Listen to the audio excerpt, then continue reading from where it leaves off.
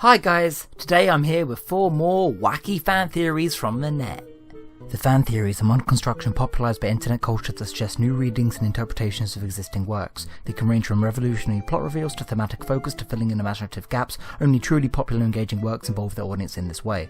The fan theory is a popular means of predictive speculation and has become a combination of analysis and fan writing as fans notice patterns in storytelling and actively engage in realising their own expectations. The fan theory shares traits with both re-edits and fan fiction, as retrospective theories seek to reform existing media via perceived transformation. Got that? Cool.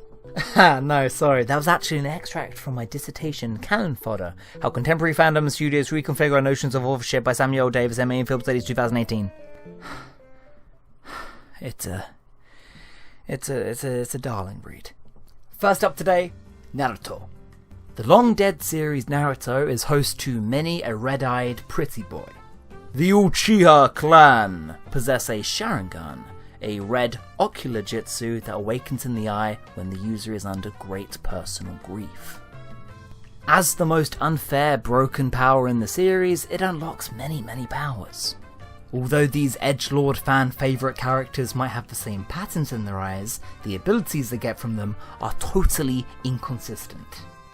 One guy can make himself intangible, another can make illusions, another one can do this. Why does the same power work so differently for different users? No one's actually ever really considered this before. It's just like an accepted truth of the series. It doesn't matter what the powers are or how they work. My favourite beats your fave.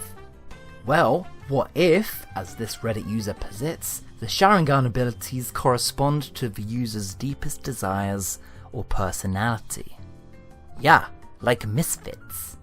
Okay, let's test it. Sasuke wants the old world order to burn, destruction, revenge. Amaterasu is a power that starts a fire that doesn't go out until it's completely burned its target.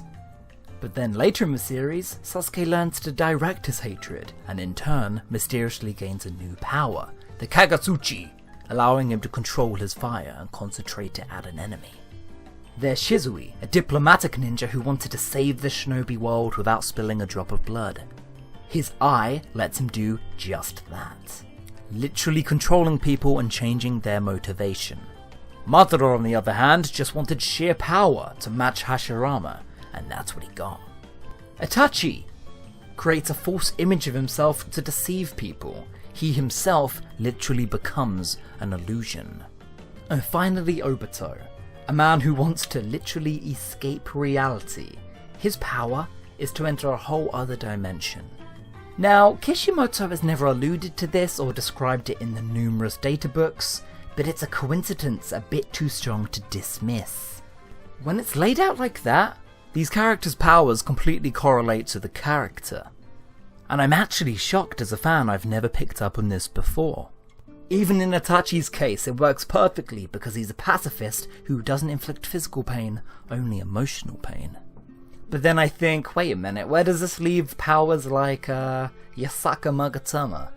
Yeah, that thing. What does that metaphorically correlate to? Is that Itachi's third innermost desire, to throw fire shuriken? Is it his secret love for pulling Deus Ex Machinas out of his ass? Maybe. There's also the Shin family, who technically aren't Uchihas, but have the eyes all the same. Kaguya, Kakashi, does it apply to them? Probably not. Maybe this is part of the Uchiha curse of hatred. At the same time, all characters should have their personality match their skill set.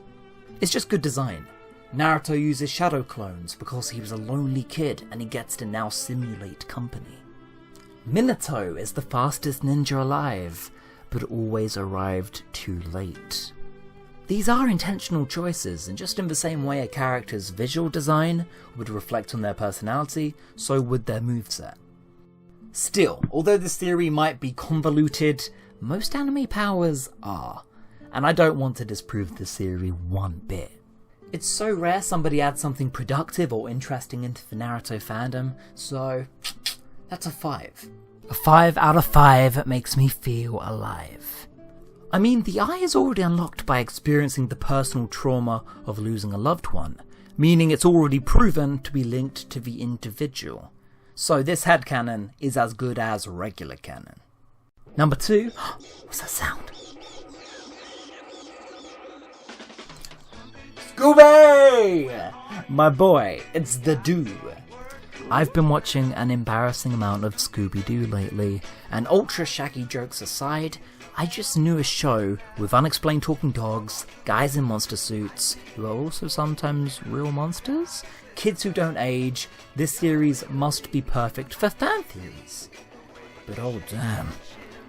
The Scooby-Doo gang are dodging the Vietnam War draft. I was not expecting this.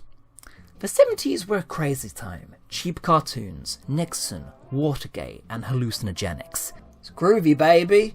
Clearly, the mighty Heptagon has been hitting the acid, as he explains that the gang, 4 kids with little in common, are living nomadic lifestyles, running from the Vietnam War.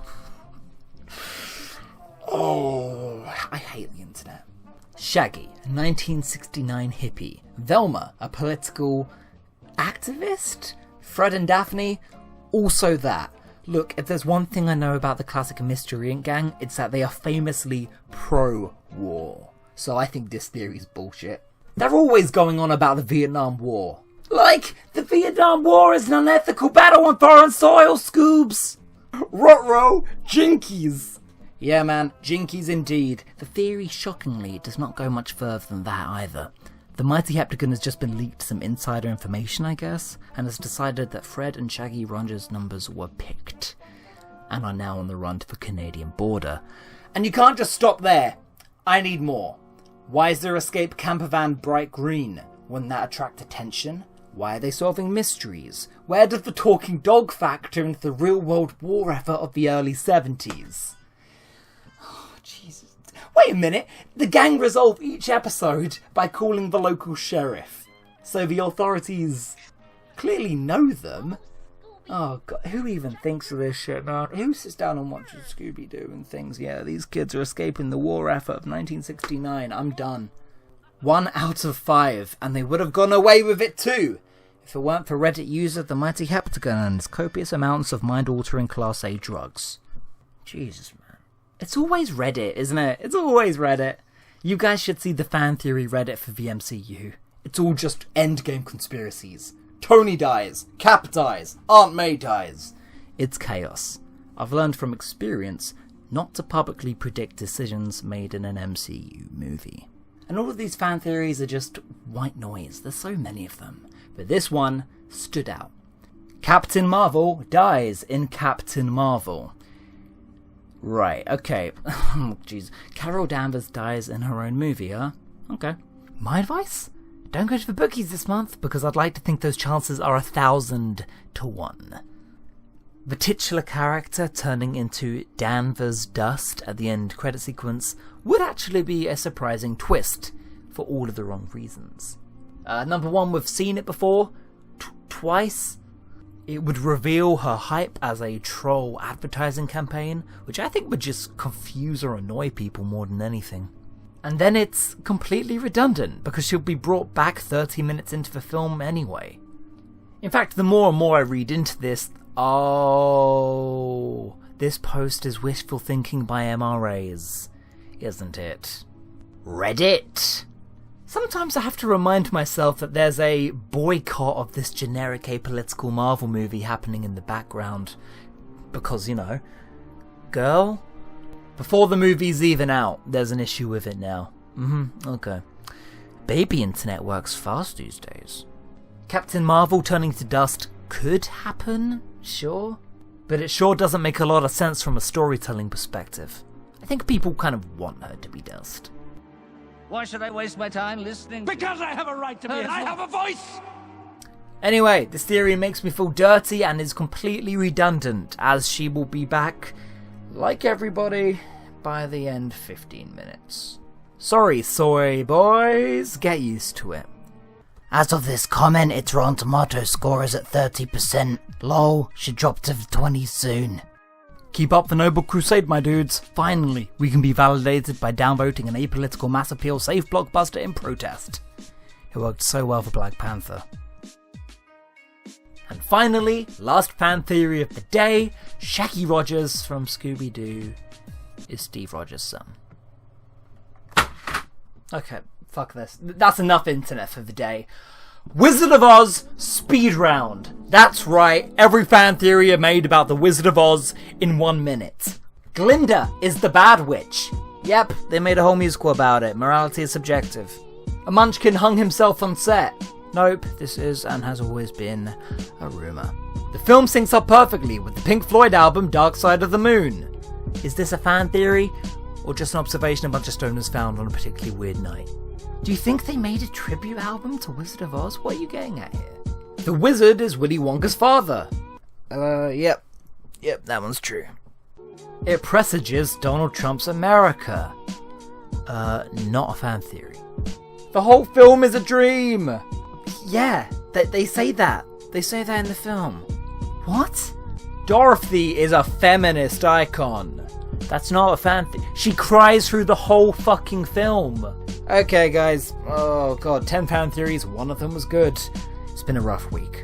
Better luck next time with a Disney-themed episode. I'm withering away and dying. Thoughts?